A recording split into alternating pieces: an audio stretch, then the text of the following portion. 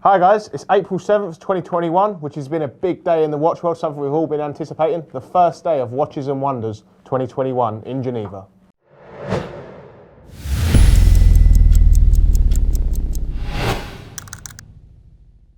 I think Patek have really stolen the show with what they released this morning in terms of the Nautilus range. Some good stuff from Rolex, but overall from Rolex I'm a little bit disappointed. But we're going to talk about all of the releases in this video. Tell me what you think of it all, and yeah, we'll just have a quick chat. Can't wait to get them all in hand and gives you some hands-on reviews, but I thought I'll just report to you now the big releases of the day, everything we're getting excited about, a few things we're disappointed about, and just overall thoughts on the releases at Watches and Wonders. But before we get into that, my watch of the day, I've just put this on. It's literally just arrived. One of my staff went and picked it up from another watch dealer. It's the Rolex Day-Date 40 Rose Gold 228345 RBR reference. It's got the factory pave dial and the factory diamond bezel as well. This watch is brand new 2021. I've only just worn it for this video because I thought it looked nice. Comes with box and papers. It's available for 71,000. As I said, Patek really stole the show. Something really cool happened today, something that a lot of us in the watch industry have sort of been expecting for a while. We weren't expecting it of this dial, to be fair, but we always thought it should happen. It's the Patek 5990 in rose gold with that stunning sunburst blue dial up on screen now. Look at that, absolutely stunning. The 5990 was released in 2014, just in all steel to replace the steel 5980, which was discontinued in the same year. A lot of us in the watch industry always thought that the 5990 deserved to have a precious metal, especially with that travel time chronograph complication. It really deserved to be on the next step up with a precious metal such as rose gold. And finally, now in 2021, Patek have done it. And I think, what a watch. Everyone I've spoken to, it is their highlight of the day. It's absolutely stunning. Got the beautiful complication of the travel time, as well as it's got the thicker case, as I've discussed before, on the 5990. It's going to sit beautifully on the wrist, and it's fantastic. Retail on this watch is 81,190, but that's going to be impossible to get, even harder than the 5980. Going to be absolutely off the shelves. First ones are probably going to be selling for 200 grand. I really wouldn't be surprised. I'll stake that now. I mean, at least double retail, 160, 170 for sure, guaranteed. If you could get one, you've got a good relationship with your AD, get on the phone now. It's a quick 80 grand payday. Good luck with that one. Also from Patek in the Nautilus line, I've done a video about it before. The 5711 is still in the dial complications, was discontinued earlier in the year. I sort of thought they might be bringing out a new model, an updated model, but no, they've surprised us again. As we all know, green is the new blue. The 5711/1A014, which you can see up on screen, it's got the stunning olive green graduated dial. It's absolutely fantastic. It's going to be a scorcher, especially in the summer. The way the sun is going to hit that dial, it's going to look fantastic. I'm a massive, massive fan of it, especially in person. I can't wait to get my hands on one and show you guys on a review. Retail on this piece is £26,780, just like the 5990, going to be absolutely impossible. First ones are going to be selling 60, 70 grand, no problem. Absolutely stunning watch, can't wait to get one. I'm going to try and buy the first one that's out. I might even pay top money for it, just to show you guys. Yeah, if you can get that, definitely get that one. It's going to be a scorcher. Also, we've got the 5711/1300, which is the same with the olive green, but it's got 3.6 carats of baguette cut diamonds around the bezel. Stunning watch again. I think it works really well, and I think that's going to be a perfect summer watch no matter where you go. It's a really nice slim sleek case. This one retails at 72,860. I think that's going to be a good one, easily above 100k when it first come out. I think with Patek, a lot of the stuff comes out relatively quickly. I think we'll start to see them on the market within a month or two. There's usually a bit more of a time lag with Rolex, but we didn't have that last year because of the delayed release date in September due to, obviously, COVID. These were the Patek models that really caught my eye today. I think Patek have really stolen the show, in my opinion. Really good, really impressed with them. A lot of innovation there. A lot of stuff we sort of wanted, a lot of stuff people in the industry knew would come, like the 5990, but it's good to finally see it and know what we've been wanting is finally arrived. Patek are listening to the customers, listening to people, know what people want. It's brilliant, and I can't wait to get my hands on them all. Let's talk about Rolex. Massive anticipation for this year. Obviously last year in the spring was delayed due to COVID, but now this year they've done the April releases. There was huge anticipation across all the lines, things getting discontinued, things getting added. What we thought discontinued stuff was jumping thousands of pounds a day in the last couple of weeks, and a lot of the stuff that was rumoured didn't get discontinued, but they're still going to be hard to get. But in terms of additions, there's not really anything major changes. There's some couple of things that are a bit different. So I'm not really that impressed. I've been speaking, I'm in tons of WhatsApp group chats and chats with people from all over the world. Obviously watch fanatics, watch dealers, watch fans, I'm in touch with them all the time. Everyone's got that sort of same sentiment. not really that impressed. I mean, there's some cool stuff which I can't wait to get my hands on. Don't want to put too much of a downer on the day, but it hasn't been what we were all expecting. But there's still some cool pieces which I'm going to talk through with you now. So the biggest surprise of the day was the re-release of the Batman, the GMT Master 2 blue and black bezel, as a 126710 BLNR, but back on an Oyster. Bit of a shocker that, I thought. We got sort of leaked last night, but no one really believed it, but it's true. So back in 2018, Rolex discontinued the 116710 BLNR Batman, which had been produced since 2013. That was a great watch. When it got discontinued, it got re-released as a 126 reference on a Jubilee with the updated movement. That's been really popular, and the 116 jumped up in price when it was discontinued. Obviously can't get it anymore. But now today they've just re-released it out of nowhere. What for? Well, I don't really understand. It's now available. The Oyster and the Jubilee are both now available on their website, either configuration. Feels a bit Datejust-like to me. Oh yeah, you can get the Oyster or the Jubilee for something that's a bit more special, the GMT. I'm not slating either watch because I think they're both great watches, but I feel like it was good when it was one or the other. Now it's just a bit like, how many still sports watches are there? Yeah, you can do that one, the Batman, Oyster, Jubilee, Pepsi, Oyster, Jubilee, like, what's the point?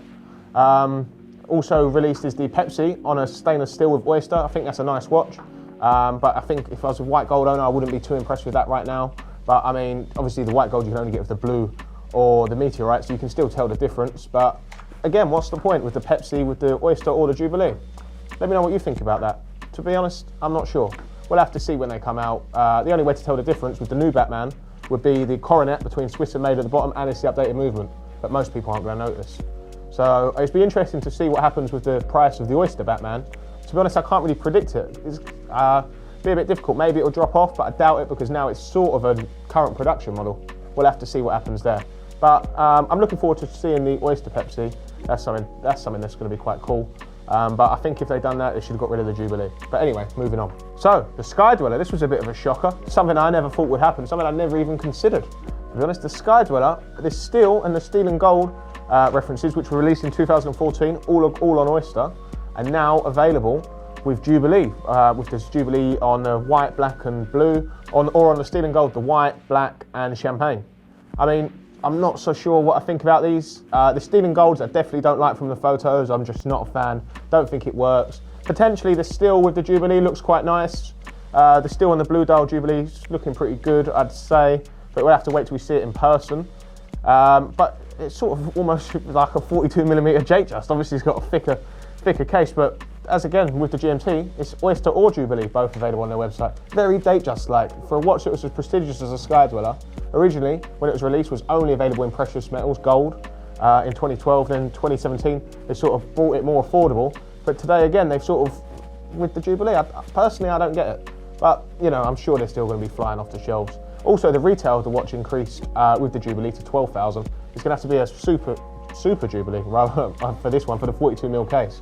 I think links are going to be a nightmare to get for that one, but we'll see about that, and we'll see what we think when they arrive. I'll definitely do an in-depth review when they arrive in person. What do you think about the Sky? I'm not so sure, let me know. So, Daytonas. These are the ones that everyone's been talking about the last few weeks. Discontinuation, the platinum, the green and the yellow. Did they go? They didn't, but they're still going to be hard to get.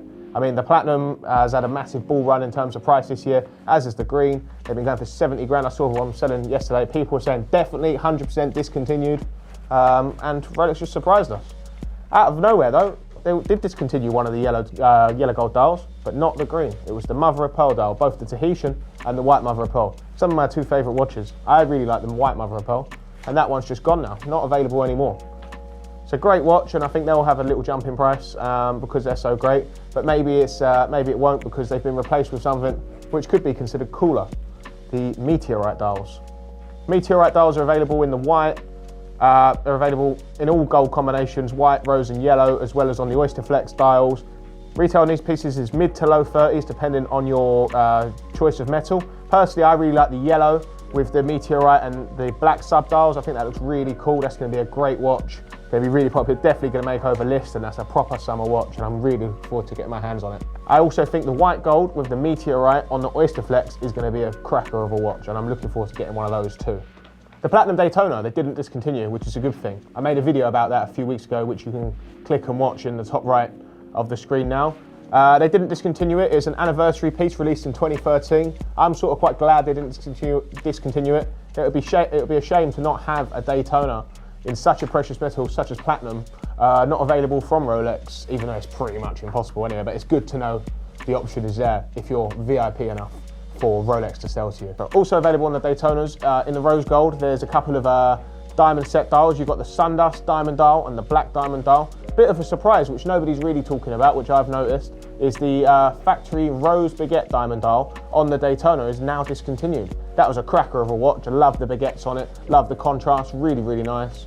They were going for about 42. I sold one a few weeks ago before discontinuation. Wouldn't be surprised to see them hit 50, but it doesn't seem like anyone's talking about that right now. But I'm sure that sort of information will filter out in the next couple of days. So these diamond dials are to replace that. I mean, the Sunburst one does look pretty cool. Obviously, dials have been the big thing of the day with where Rolex is concerned, even actually where Patek is concerned with the green and the 5980 blue, rose. I just spoke about the Daytona dials, the meteorites. They're looking like they're going to be my favourites. Big fan of them. Big dial updates across the board as well. You've got a lot happening on the Datejust 36 mils. So the 36 mils, got a couple of really nice dials there. The motif palm dials they're known as. The black dial on the Explorer with the steel and gold, as well as the meteorites I've discussed. And there's a really cool dial released on the day date in rose gold called the Eisenkaisel dial with factory baguettes, which I'm going to be talking about as well now. For years, I've been finding myself saying this. You get some really cool dials released on the 36s, which have never been brought forward to the 41s. I mean, you got it with the concentric dial from a few years ago, which I personally really like. That's a cracker of a dial. They're really nice. There's a few other ones that I really like. But 36s seem to be favoured where dials are concerned. So as I said, you've got the new palm motif dial across the range with the 36s. You've got the stainless steel with the green palm motif. It's a really nice sort of classic watch. It's almost like sort of platinum olivey, but in a 36 mil. That looks bang on. You've got the steel and rose with the silver palm motif dial up on screen now. I personally really like that. That's going to be a really good watch, top seller, I'm sure of it. And then you've also got the steel and yellow with the champagne palm motif dial. That's also looking really good. These dials they look a bit meteorite-y in the fact that they're a bit bitty, but they're designed like as the branches and the leaves of a palm motif, of a palm tree, I mean. Yeah, they're looking great. I'm looking forward to seeing them. Unfortunately, 36 mils was a bit too small for me to wear, being 6'7", but I can still appreciate them, and I'm going to get a few in as soon as they're available and give you guys an in-depth review on them. Also, another great dial that's been really, really popular lately, and something that sort of people with smaller wrists are going to favour, because everyone loves the dial. The Wimbledon dial in stainless steel is now available in 36 mil. Bit of a surprise that, but I suppose they had to do some more stuff. So yeah, that's been released. That's looking pretty cool.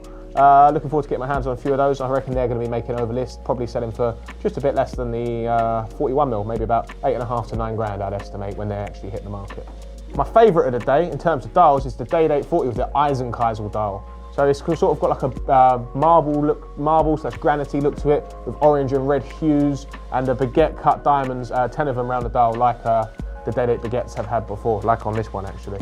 It's a great looking dial. I can't wait to get my hands on one of those. They're going to be selling for top money, maybe as much as the Olive, maybe more. You can't price on request on Rolex's website, which means it's priced at higher than 36,000, probably like 38-ish I'd estimate, but we'll have to wait and see. Finally, the Explorer 2, the big 50th anniversary. Everyone in the industry is getting buzzing about Rolex is going to do something really cool with the Explorer 2. Everyone was talking about it. Released in 1961, 50th anniversary obviously this year in 2021. Massive hype around this in the last few months. Prices Explorer 2's been going mental, 8 grand, 9 grand, 10 grand. They've been selling as well, it's been nuts. And they have actually released a new Explorer 2. I'm gonna put them both up on screen now. Tell me the difference. They look exactly the same, that's right. There's not really a big difference. Little updated movement here. Everyone was talking about perhaps a ceramic bezel. Rolex was hinting at that in a way, especially with the teaser we saw last week, but I'm very, very underwhelmed with what they've done with this watch. And I think based on that, the bull run in terms of price on the old Explorer 2 is sort of unjust, and I feel like the people who held out for this release are going to be a bit upset with their discontinuation and their lack of update. I think they're going to come down a little bit in price. I mean, it's never was the best watch around anyway, in my opinion. They got overhyped, 50th anniversary, and they didn't really do anything. 50th anniversary Daytona, we got the Platinum, much better. Well, I haven't really done anything here. I was a little bit unimpressed, but you know, that's Rolex for you. You always get a bit too excited, but this year especially, a bit disappointing, but what can you do? Explorer 1, they got a nice little update, steel and gold. A lot of people don't like it. I quite like the steel and gold. Moved down to a 36 mil. I think that would be a popular watch, especially for those with smaller wrists. And I don't think that'll make massively over list, so an affordable one at that. So all in all, that's pretty much wraps up my video for the day. Tell me what you think about the new releases. I mean, I'm buzzing about Patek stuff, as I mentioned. A few nice things from Rolex, but a little bit disappointed overall, and I'm getting that sentiment from a lot of the watch world. What do you guys think was the best release of the day? Are you impressed? And which watch are you most looking forward to coming out? Let me know in the comments below. And if you like this video, please hit that like button, subscribe to our channel, and check back for weekly updates. I'll definitely be doing hands-on reviews on most of the watches I just discussed. So if you're interested in that and other watch content, give us a subscribe, follow us on Instagram, and I'll see you guys soon. Thanks for tuning in.